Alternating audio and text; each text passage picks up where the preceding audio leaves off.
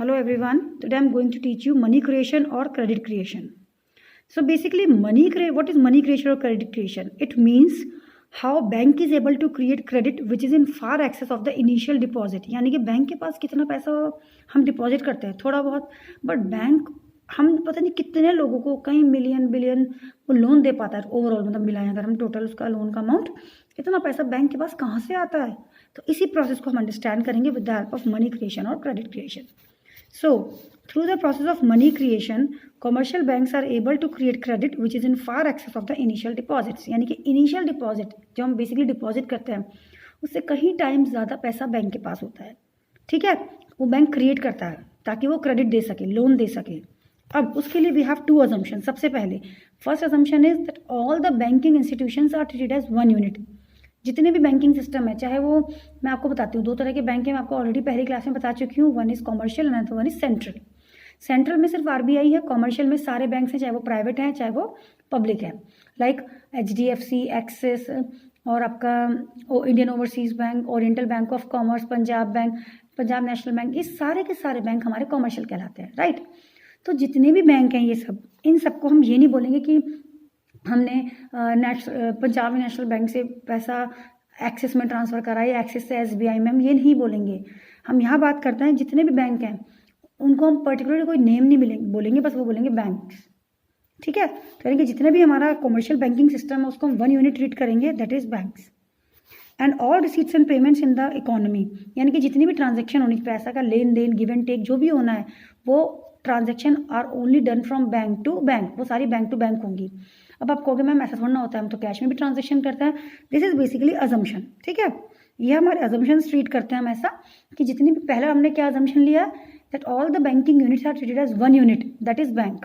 ठीक है, उसके अलावा second assumption is all the receipts and payments, all the transactions are done from bank to bank, वो bank to bank होती हैं. आगे मेरी बात समझ में आपको? These two are assumptions for credit creation. तभी तो बैंक के पास बहुत सारा पैसा आएगा. अब आगे सुनिए, अब हम यहाँ बात करते हैं एलआरआर के बारे में. एक जनरल, आप बस मेरी बात सुने, बुक में ना देखिए, सुने एक बात. एलआरआर क्या होता है बेसिकली? अगर मैं आपको एलआरआर के बारे में बात बताऊँ तो इट मीन्स कि इट इज़ लीगली मैंडेटरी. ये लीगली मैंडेटरी है किसके लिए? आपकी बैंक्स के लिए, कि सपोज जितना भी बैंक के पास डिपॉजिट है वो सारा का सारा वो लोन के लिए नहीं दे सकता है. सपोज मेरा अकाउंट एसबीआई में है, मैं एसबीआई में पैसे विड्रॉ करने गई हूँ, तो वो मुझसे ये थोड़ा कहेंगे कि हमारे पास अभी पैसा नहीं है, हमने सारा पैसा लोन में दे दिया है. तो that's not possible. So here what does it mean कि banks, it is legally mandatory for the bank to keep certain reserves with them. कुछ रिजर्व रखते हैं. जैसे हमारे घर में पैसा आता है, सैलरी आती है या बिजनेस से जो भी पैसा आया, क्या हम सारा का सारा बैंक में डिपॉजिट कर देते हैं? नहीं, कुछ हम घर में भी तो रखते हैं ना, कि कुछ एक्सपेंसेस करने हुए कुछ भी. तो it is like that only, कि जो बैंक है, जो कमर्शियल बैंक है, वो सारा का सारा लोन में नहीं देंगे, उन्हें कुछ अपने पास भी रखना होता है. किस लिए रखना होता है? ताकि अगर उनको कोई ट्रांजेक्शन्स करनी हो, उनको किसी को पेमेंट करनी हो, तो वो आराम से कर सकें. और ये कौन डिसाइड करता है? ये डिसाइड करता है हमारा सेंट्रल बैंक, क्योंकि central bank is the father of all commercial bank. तो it is the responsibility of the central bank. जो सेंट्रल बैंक है वो ये रिजर्व अपने पास मेंटेन करता है.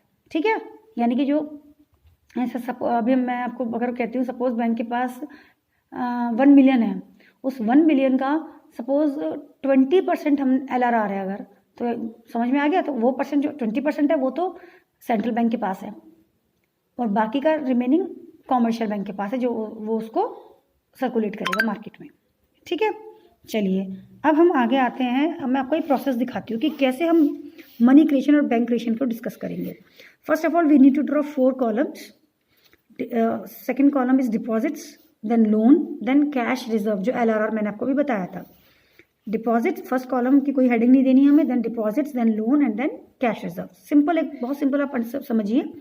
इनिशियल डिपॉजिट, सपोज हमने बैंक में 1000 रुपये डिपॉजिट कर दिए. कितने डिपॉजिट करें? 1000 रुपीज़. और एलआरआर यहाँ हमने अज्यूम करा 20%, यानी कि रिजर्व कितना रखना है बैंक को अपने पास, बैंक को कितना रिजर्व रखना है? 20%, और 80% उसको लोन देना है. तो वो 1000 जो बैंक में डिपॉजिट सपोज मैंने करा है फॉर एग्जांपल, तो उस 1000 का 20% तो उसने रिजर्व रख लिया अपने पास, अलग रख लिया कि किसी को देना हुआ तो. बाकी 800 रुपीज़ उसने लोन में दे दिया. समझ में आया? अब ये जो 800 रुपीज़ है, ये राउंड 1 में हम बैंक के पास वापस आ गया। आप कहोगे मैम ये तो बैंक ने लोन दे दिया था, बैंक के पास वापस कैसे आया? अभी मैंने आपको बताया कि all transactions are made from bank to bank, और सब बैंक को हम एक ही यूनिट ट्रीट करेंगे। हम ये नहीं बोलेंगे कि सपोज जैसे मैंने लोन लिया HDFC से और गया है सपोज करो वो ओरिएंटल बैंक ऑफ कॉमर्स के अकाउंट में, तो उससे कोई फ़र्क नहीं पड़ता। बैंक टू बैंक ट्रांजेक्शन होनी ज़रूरी है, और सारे बैंक जितने भी बैंक हैं उनको हम 1 यूनिट ट्रीट करते हैं। बैंक हम बैंक का नेम ही नहीं मेंशन कर रहे हैं। तो यानी कि वो 800 लोन है, वापस बैंक के पास आ गया। जैसे मैंने लोन लिया, मान लो होम लोन लिया मैंने, ठीक है, वो लोन का अमाउंट क्रेडिट हो गया, किसके अकाउंट में क्रेडिट हुआ है? मैंने HDFC से लोन कराया, लेकिन वो किसके अकाउंट में क्रेडिट हो गया है? आपके बिल्डर के अकाउंट में, ठीक है।